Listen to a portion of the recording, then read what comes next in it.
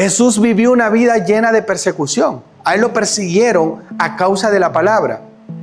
¿Cómo no iban a ser perseguidos sus discípulos si iban a predicar el mismo evangelio?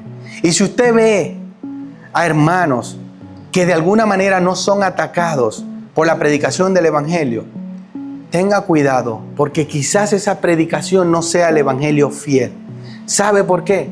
Porque la palabra del Señor es cortante y a nosotros los creyentes nos duele. Nosotros recibimos la palabra y muchas veces nos duele lo que la palabra dice porque nos confronta. No hay nadie que se escape de la confrontación de la palabra del Señor, porque la palabra del Señor es santa.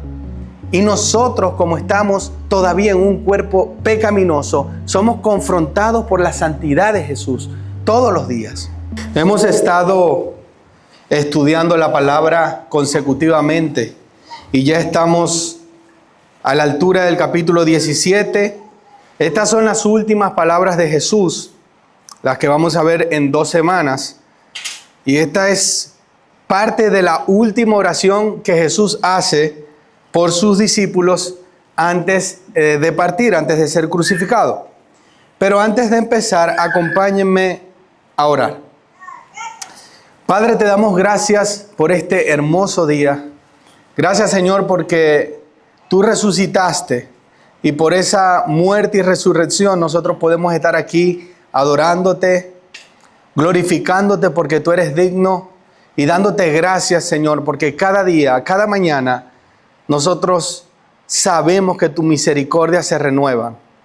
Gracias, Padre, por ese sacrificio y por permitirnos este día estar aquí contigo, disfrutando de este tiempo de hermandad y podemos estar seguros de que tú estás con nosotros.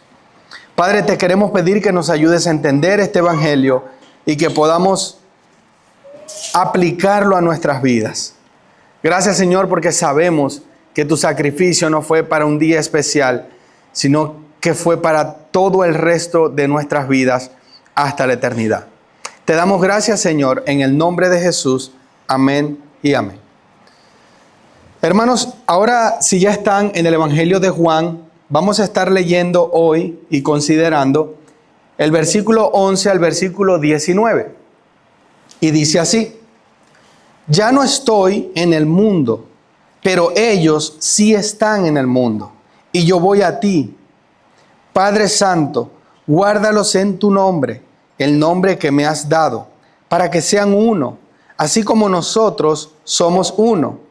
Cuando yo estaba con ellos, los guardaba en tu nombre, el nombre que me diste, y los guardé, y ninguno se perdió, excepto el hijo de perdición, para que la escritura se cumpliera.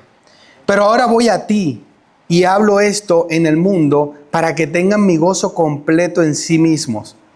Yo les he dado tu palabra y el mundo los ha odiado, porque no son del mundo, como tampoco yo soy del mundo. No te ruego que los saques del mundo, sino que los guardes del maligno. Ellos no son del mundo, como tampoco yo soy del mundo. Santifícalos en la verdad, tu palabra es verdad. Como tú me enviaste al mundo, yo también los he enviado al mundo.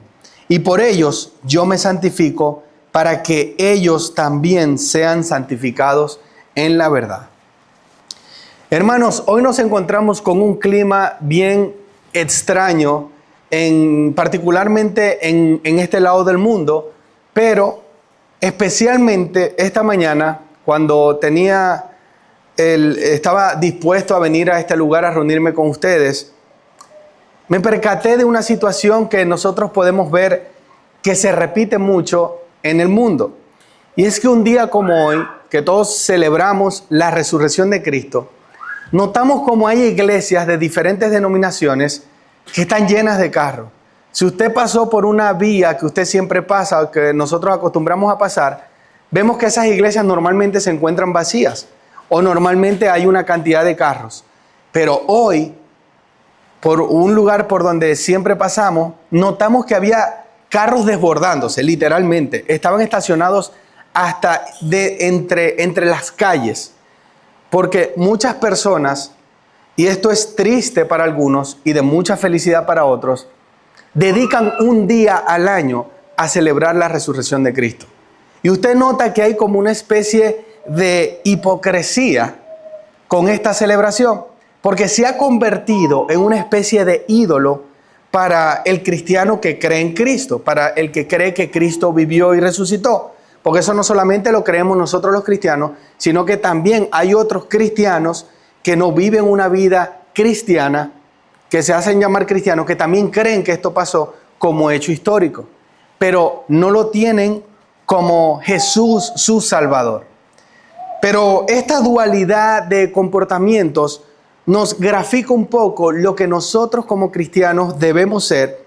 Y hoy vamos a estar considerando estos versículos, considerando nosotros lo que el Señor quiere y demanda para nosotros los cristianos.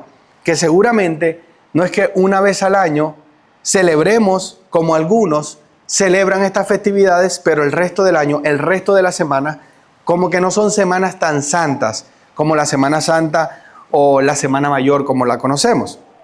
Ahora, hoy especialmente, la Biblia nos relata un hecho histórico que a nosotros nos da esta fe y esta esperanza de que un día vamos a estar conjuntamente con Cristo.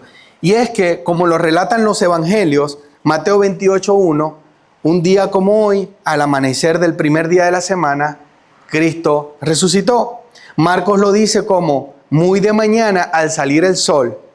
Lucas lo relata, Lucas 24:1, como muy de mañana, muy temprano. Y Juan capítulo 20, versículo 1, que lo vamos a ver en una semana, lo relata como siendo aún oscuro. Es decir, que un día como hoy, Jesús estaba resucitando de entre los muertos para que nosotros hoy, 5 de abril del año 2026, podamos estar reunidos celebrando la muerte y la resurrección de Cristo. Ahora, antes de que Cristo hiciera esta obra maravillosa, Él hizo una oración sacerdotal, lo que se conoce como la oración sacerdotal, y la dividió en varios puntos. Hoy vamos a considerar la segunda parte de esta oración, que Él la hace, si usted la empieza a leer, de una manera retórica para poder explicar el trabajo que Él iba a hacer después de que Él partiera de estar con nosotros encarnado o de estar con los discípulos. Y Él lo dice en el versículo 11, usted lo lee y lo ve de esta manera. Ya no estoy en el mundo, pero ellos sí están en el mundo y yo voy a ti. Particularmente en este momento, Jesús sí se encontraba en el mundo. Y esto parece contradictorio. ¿Cómo es que sí se encontraba? Pero aquí la Biblia dice, ya no estoy en el mundo. Y precisamente eso es lo que nos da idea de que Él quería decirle a sus discípulos que Él, cuando no estuviera en el mundo, iba a orar de esta manera por ellos. Y por eso Él dice, ya no estoy en el mundo, pero ellos sí están en el mundo y yo voy a ti. Padre Santo, guárdalos en tu nombre, el nombre que me has dado, para que sean uno, así como nosotros somos uno. Esta primera frase de este texto nos muestra cómo Jesús está orando por la preservación de sus santos. La semana pasada vimos cómo Jesús oraba por los que Él había escogido y desarrollamos lo que se conoce en teología como la expiación limitada, que el Señor eligió a algunos para salvación. Pero en esta segunda parte de la oración vemos cómo el Señor Jesús preserva también para salvación. Él no solamente te salva, sino que en ese proceso de salvación, Él está preservándote hasta el último día de tu vida en esta tierra. Y por eso Él empieza enseñándonos cómo Él hace para orar por nosotros, interceder al Padre mientras Él ya no está en el mundo. Y eso es lo que le enseña a los discípulos en el versículo 11 de este texto. Ahora, realmente, cuando entendemos el contexto y notamos que Jesús estaba con los discípulos, estamos viendo cómo Jesús quería que nosotros interpretáramos la vida, la obra de Jesús en este tiempo. Y permítame ir haciendo algunas aplicaciones para que nosotros empecemos a descubrir ¿qué sentido tiene este texto en nuestras vidas? Si nosotros entendemos que Jesús le estaba diciendo a los discípulos que iba a estar orando por ellos, esto significa prácticamente que Jesús hoy todavía continúa orando por sus hijos, por sus escogidos. Entonces, esa obra que el Señor consumó en la cruz del Calvario y la terminó cuando resucitó, sigue y continúa hasta el día de hoy. Y esto es bien importante entenderlo para que nosotros sepamos que no solamente nosotros oramos los unos por los otros, no solamente los pastores oran por la congregación, los hermanos oran por los pastores, todas las iglesias oramos por las iglesias hermanas, sino que también Jesús está orando por nosotros ante el Padre, ante el trono celestial. Y esto es importante saberlo para que no pensemos que Jesús se encuentra en un sillón, en un trono blanco, que lo está, simplemente esperando que se cumpla un tiempo. Él está ejercitando la obra sacerdotal que Él empezó cuando llegó a la tierra y no va a terminar hasta el último día de nuestras vidas y hasta que estemos conjuntamente con Cristo. Ahora, esto es una obra continua que va a continuar hasta el día que Él reúna a todo su pueblo. Ahora, en este momento, Él había cuidado personalmente a todos sus discípulos. Y es lo que dice la Biblia. Él había cuidado, los había preservado y los había enseñado a guardar la palabra del Señor. Y por eso usted ve tantas veces que el Señor enseña a los discípulos. Pero cuando hace esta oración, Él prácticamente resume los 3 capítulos que precedieron. Lo resume en una oración enseñando tantas cosas para que los discípulos pudieran comprender toda esta doctrina. Y usted cuando lo lee detenidamente y resume los 3 capítulos anteriores, usted entiende que Jesús está poniendo en práctica lo que los discípulos habían aprendido de su boca las semanas anteriores antes de su muerte y su resurrección. Y lo hace en voz alta. Más adelante vamos a ver cómo Jesús oraba, perseveraba en la oración y los discípulos se quedan dormidos, pero Jesús sigue orando por nosotros hasta el día de hoy. Y créame, yo no culparía a los discípulos por quedarse dormidos. Muchos de nosotros vivimos estas situaciones del día de hoy. Nosotros tratamos de orar y nos quedamos dormidos, y peor aún que los discípulos. Muchas veces no le dedicamos tiempo a la oración que requiere la oración. Y esto es una obra que el Señor nos muestra y lo hace en voz alta, versículo 1. Estas cosas habló Jesús y alzando los ojos al cielo dijo. Él lo hace en voz alta no porque no lo iba a escuchar su Padre. Recuerden que Él es uno con el Padre. Él lo hace en voz alta porque el propósito de Jesús es enseñar a sus discípulos a cómo orar y cuál era la obra que Él iba a hacer después que partiera de este mundo. Ahora, en esta oración vemos cómo Jesús resume estos 3 capítulos. Si los revisamos rápidamente, en el capítulo 14, Jesús dice, no se turbe su corazón, crean en Dios, crean también en mí. Recuerden ese tiempo, cuando Jesús prometía, no se turbe su corazón por lo que han de vivir. Capítulo 15, yo soy la vid verdadera. Él es la única fuente de vida que nos puede permitir vivir a nosotros eternamente también. Y capítulo 16, estas cosas les he dicho para que no tengan tropiezo. Los expulsarán de la sinagoga. El Señor advirtió en 3 capítulos todo lo que iba a suceder con ellos. Y después en esta oración sacerdotal les pide al Padre que los guarde porque Él sabía lo que iba a suceder. Y permítanme explicarlo de esta manera. Algunos de nosotros hemos venido de países de Latinoamérica. Y los que han tenido esta experiencia saben lo peligroso que son algunos centros de cada país y de cada ciudad. Si usted se pone a pensar en su niñez, si usted todavía no es padre, en su niñez, usted seguramente tuvo un padre que cuando usted iba a un lugar como esto, que era de mucha gente, muchas personas, la madre acostumbra a apretar un poquito más duro la mano de los hijos, por seguridad, porque necesita proteger a sus hijos. Y tenemos muchas normas, no te me vayas lejos, no te vayas con un extraño, porque tenemos ese temor y esa responsabilidad como padres de cuidar. Pero nuestros padres también lo hicieron con nosotros, de cuidarnos en ciertas circunstancias que son difíciles. Jesús cuando se iba de la tierra, tenía este mismo sentimiento que nosotros tenemos como padres y tuvimos y conocemos que nuestros padres tuvieron. Él se iba de aquí y sabía que no estaba dejando a sus discípulos en un lugar seguro.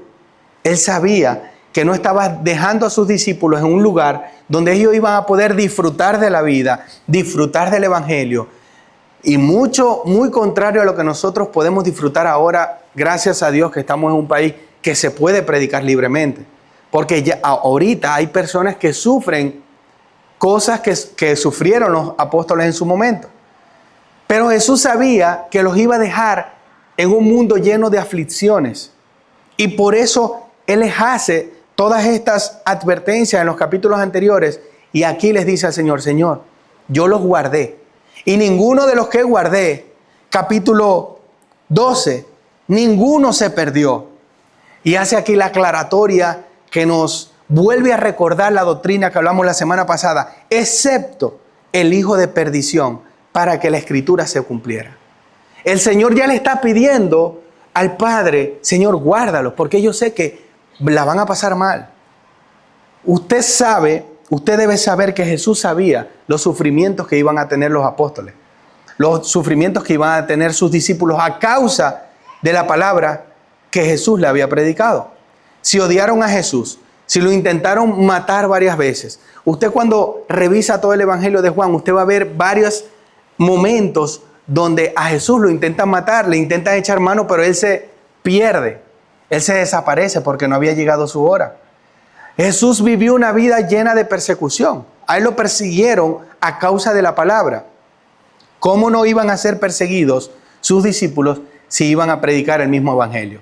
Y si usted ve a hermanos que de alguna manera no son atacados por la predicación del Evangelio, tenga cuidado, porque quizás esa predicación no sea el Evangelio fiel.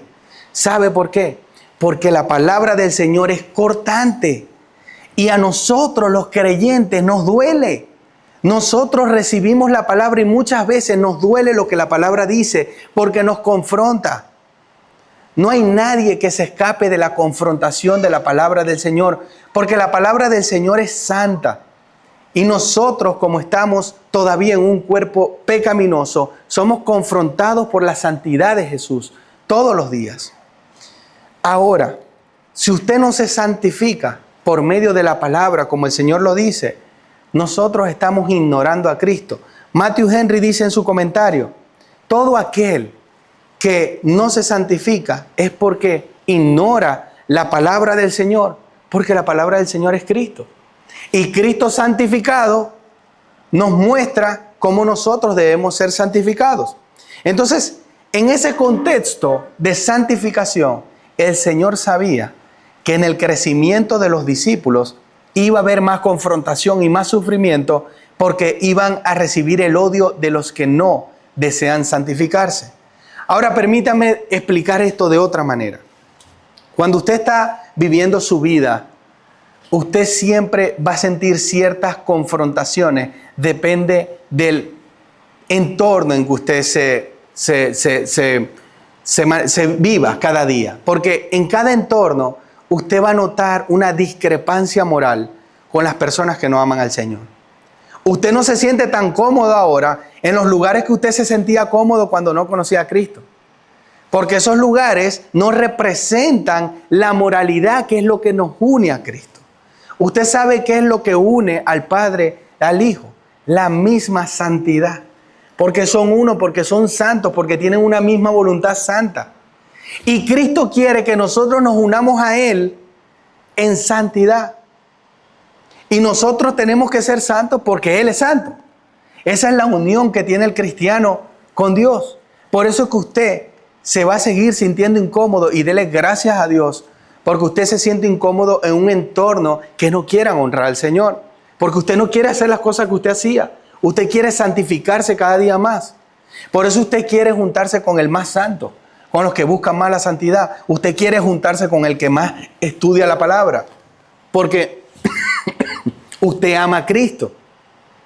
Pero si usted se amolda perfectamente a estos entornos mundanos, y ya vamos a ver de dónde viene esta palabra mundana, usted si se siente cómodo en esos entornos mundanos, es porque usted no ha conocido la palabra de verdad y no ha conocido a Cristo.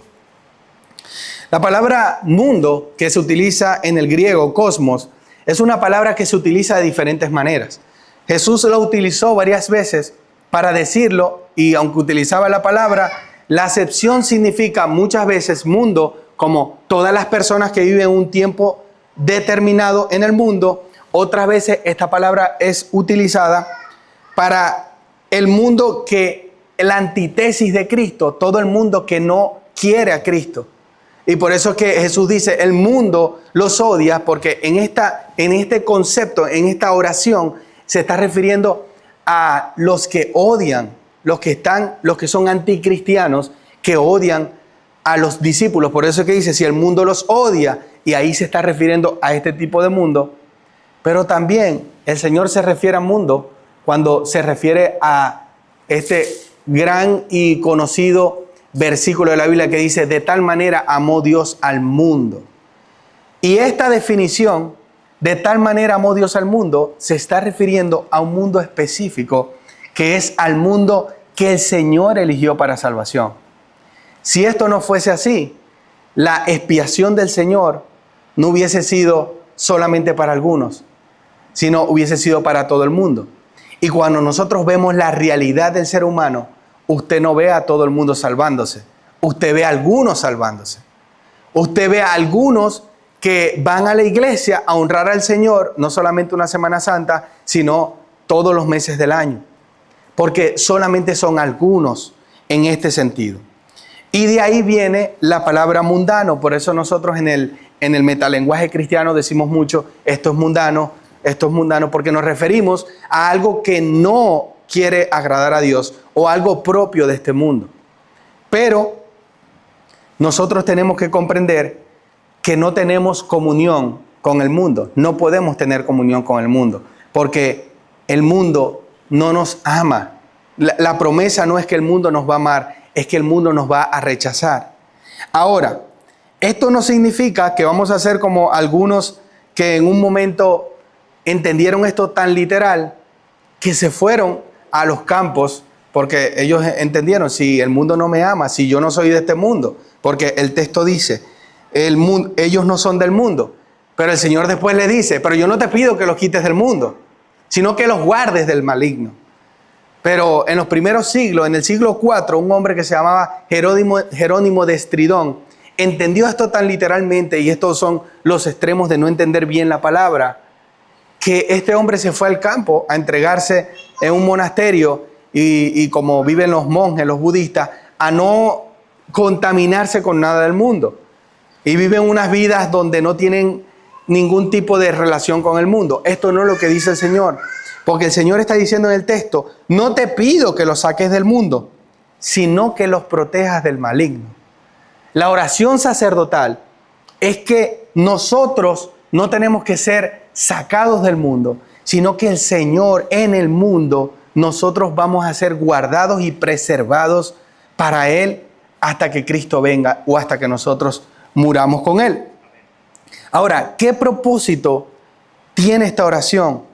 Esta es una oración que no es una oración de escape. Jesús no escapó a su propósito. Esto es una oración que es de preservación, una oración que nos preserva a nosotros.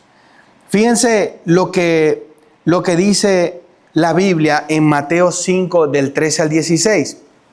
Ustedes son la sal de la tierra, pero si la sal de la tierra se ha vuelto insípida, ¿con qué hará salada otra vez? Ya no sirve de nada, sino para ser echada afuera y pisoteada por los hombres. Ustedes son la luz del mundo. Una ciudad situada sobre un monte no se puede ocultar, ni se enciende una lámpara y se pone debajo de la vasija, ni sobre el candelero y alumbra a todos los que están en la casa. Así brille la luz de ustedes delante de los hombres, para que vean sus buenas acciones y glorifiquen a su Padre que está en los cielos. El Señor lo que nos estaba enseñando a nosotros y estaba enseñándole a los discípulos es que nosotros no somos la sal de la tierra. Nosotros somos los que tenemos que darle el sabor a esta tierra, porque el Señor nos ha enviado con un propósito, así como envió a los discípulos.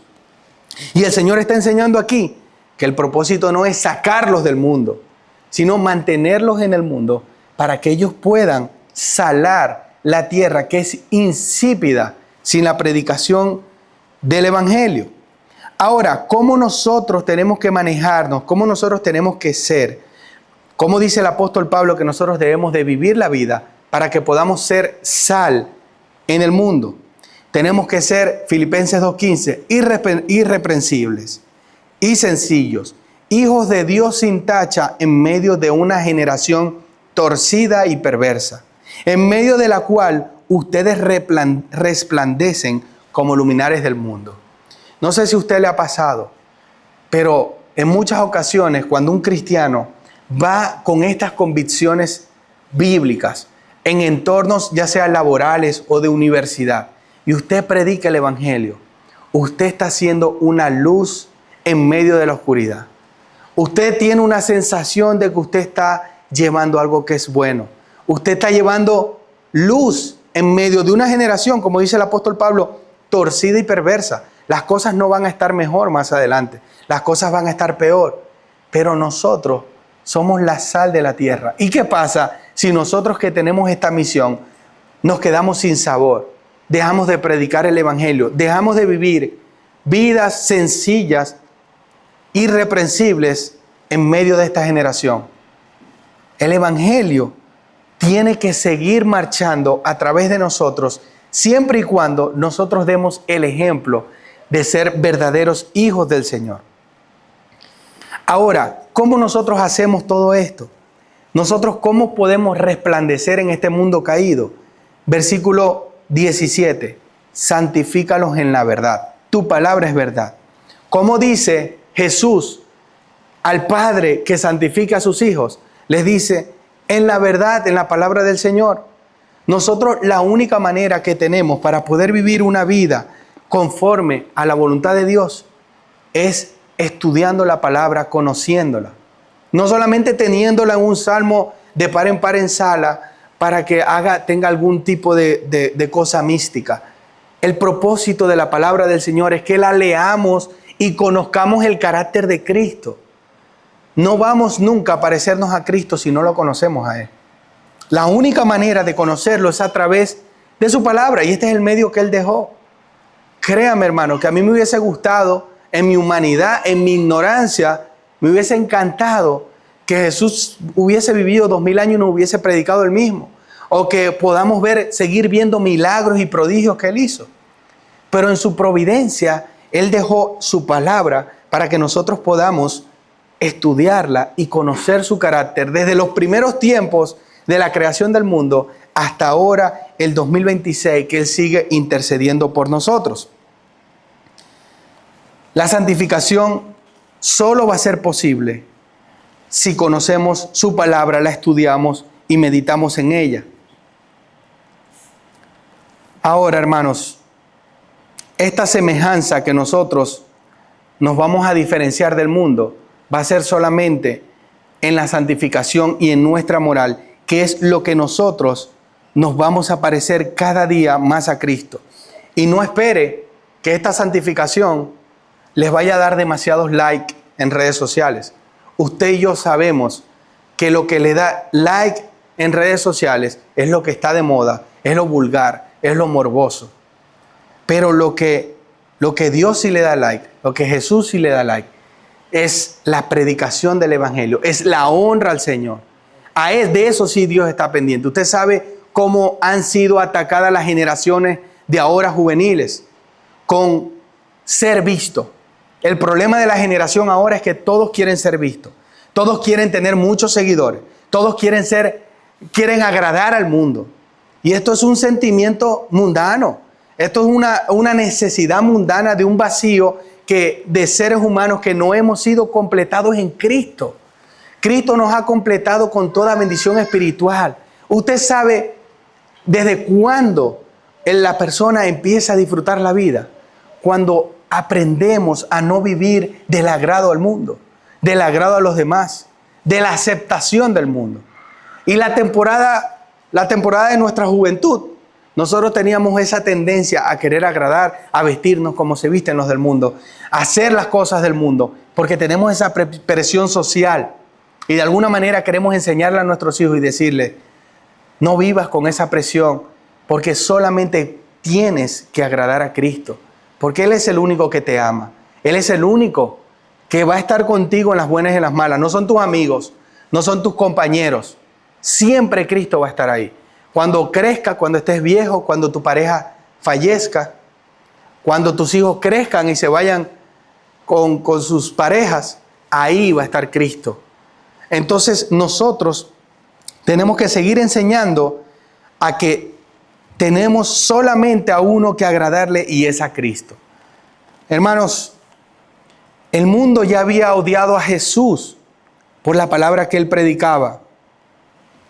Nosotros no esperemos que predicando la palabra vamos a tener likes y vamos a tener mucho respaldo de las hermanos de este mundo. Fíjense, en la segunda parte del texto, el Señor en su oración menciona al hijo de perdición. Y cuando hablamos de Judas, que es el hijo de perdición, el que se perdió, muchas veces lo hablamos como el peor ser humano del mundo. Pero muchas veces se parece o nosotros nos parecemos a él. Muchas veces nosotros caminamos en contra de la voluntad del Señor, como lo hizo Judas en su vida. Judas no cayó en un pecado de un día a otro. Judas no cayó en pecado. Aquí estamos en la última hora de Jesús, en la noche ya casi madrugada del último día cuando Judas lo entrega. Ya estamos a minutos que Judas lo entregue. Pero Judas no entró en tentación ahí. Judas no entró en tentación. Hoy es el día. Hoy me nació la tentación de pecar contra Jesús y lo voy a entregar. Voy a venderlo. Judas ya en capítulos anteriores vimos cómo él estaba robándose cosas que tenía del bolso. Él era el tesorero del grupo. Y él ya estaba robando. En su corazón, y ya Jesús sabía, él deseaba el mal. Él ya había maquinado. Ya él había dejado que los malos pensamientos se plantaran en su mente. Nosotros, hermanos, estamos llamados a no permitir que el pecado se asiente en nosotros y haga nido en nosotros, porque va a dar a luz el pecado y nos vamos a arrepentir. Hermano, nosotros tenemos que pedir perdón. ¿Y sabe qué? Mejor que pedir perdón es no cometer un pecado que nos lleve a pedir perdón. Yo siempre le digo a mi esposa, me encanta, yo puedo pedirle perdón y lo hago. Pero muchas veces puedo meter el freno de mano antes de tener que llegar a ese momento de pedir perdón. Se puede. Antes de decir una palabra, una discusión, se puede frenar las cosas antes de caer en pecado. Judas dejó que esos pensamientos llegaran a su mente y confirmó todo lo que hemos estado hablando. Está en medio del maligno, vive en un mundo caído y pecó para que la palabra se cumpliera, que él era el hijo de perdición y era el único del cual se perdió, y no porque se perdió de las manos del Creador, es porque él mismo decidió rechazar la gracia que había recibido de Jesús. La diferencia grandísima que tenemos con Judas es que nosotros estamos a tiempo, si estamos respirando, estamos a tiempo de recibir esa gracia y de no dejarnos dominar por el pecado y no permitir que los pensamientos llenos de tentación hagan nido en nuestra mente. Cualquier pensamiento, hermano, no le dé tiempo, no le dé chance al diablo. El diablo lo que sí es, y siempre hemos sabido, es trabajador. Y la Biblia lo describe como león rugiente buscando a quien devora. Él está todo el tiempo pendiente, no solamente de los hermanos, de todos, de todo el que le sirve al Señor. El diablo está ahí. Nosotros mantenemos la guardia alta, siempre mi esposa y yo y la familia tenemos que tener la guardia en alto, hermano. No podemos bajar la guardia, no podemos creer que ya lo hemos alcanzado. Tenemos que creer que mañana puede ser el día del desastre, que mañana puede ser el día del pecado. Entonces hoy me pongo la armadura de la fe, me pongo a estudiar la palabra, me pongo en oración. Se hablan las cosas claras en la familia, con su esposa, con su matrimonio, con sus hijos. Mantenga las cosas claras, no deje ese mensaje insano, ese like insano. Si tiene problemas con redes sociales, déjela. La palabra dice, es mejor entrar cojo, ciego al cielo que entrar completo al infierno. Estamos viviendo en tiempos difíciles. El Señor está orando aquí porque nos dejó a nosotros también en un mundo caído. El pecado está al pasar la puerta. Y ese pecado nos destruye eternamente si le dejamos hacer nido en nuestro corazón. La esperanza de Jesús, 1 Juan 5:4 dice, porque todo el que es nacido de Dios vence al mundo. Y esta es la victoria que ha vencido al mundo, nuestra fe. Nosotros hemos vencido al mundo si mantenemos nuestra fe y perseveramos en Cristo.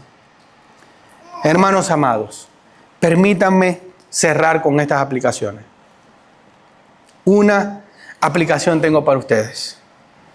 El Señor desea que nosotros nos santifiquemos y que sepamos que en este momento Él está orando por eso que a ti te preocupa. El Señor está intercediendo por ti, por esa preocupación que tú tienes, ya sea problemas con tu esposa o esposo, mal carácter de tu esposo, mal carácter de tu esposa, por tu hijo que te preocupa. Dios está intercediendo por eso. Jesús está intercediendo por ello. Por la mala relación con algún familiar, padre o madre tuyo, Jesús está intercediendo por eso. Usted puede estar seguro que Jesús sabe todas las cosas que estamos viviendo. Y nosotros podemos estar seguros que Él está ahora pensando, meditando y orando porque nosotros alcancemos su gracia y podamos comprender que Él ya nos salvó y que Él nos va a preservar hasta el fin. Y tenemos que estar confiados, hermanos, que así nosotros nos quedemos dormidos cuando vamos a orar. Nos olvidemos inclusive orar. Y muchas veces de leer la palabra, le pasó a los discípulos. Tenemos que saber que Jesús no tiene estos problemas de indisciplina. Jesús está orando e intercediendo por cada una de nuestras necesidades. Y esa es la paz más grande que nosotros tenemos como cristianos, que tenemos un sumo sacerdote que intercede por nosotros todos los días hasta nuestro fin. La vida de nosotros en esta tierra es madurar en Cristo, y esta madurez también nos va a servir para la eternidad, para seguir conociendo las grandezas del Señor. Acompáñenme a orar.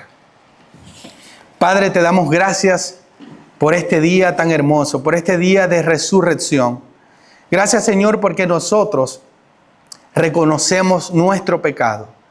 Reconocemos, Señor, que también hemos sido hipócritas contigo, que hemos fallado cuando hemos querido orar. Nos cuesta orar, nos cuesta leer la palabra, Señor, pero ayúdanos a que nosotros podamos deleitarnos en tu palabra, que podamos vivir una vida entregada a tu voluntad, que podamos santificarnos, Señor, como tú mandaste a santificar a tus discípulos. Señor, ayúdanos a comprender ese precio de sangre que tú nos compraste para poder ser hijos tuyos y podamos ser santificados. Gracias, Señor, porque nos has hecho justos, nos has justificado. Gracias, Padre, porque podemos vivir tranquilos, que nuestros hijos, nuestras esposas, nuestros padres, todos los días tú intercedes por ellos y por nosotros. Gracias, Señor, porque estás cerca de nosotros y porque nosotros sabemos que tu obra es suficiente para nuestra salvación y que nosotros podemos estar confiados que todo lo que tú nos permites en esta tierra, aflicciones, problemas, situaciones, es para ayudarnos a madurar en ti. Gracias, Señor, porque ahí también vemos tu gracia, vemos tu amor y vemos tu consuelo. Te amamos, Señor, te glorificamos y te damos gracias por este hermoso día. En el nombre de Jesús. Amén y amén.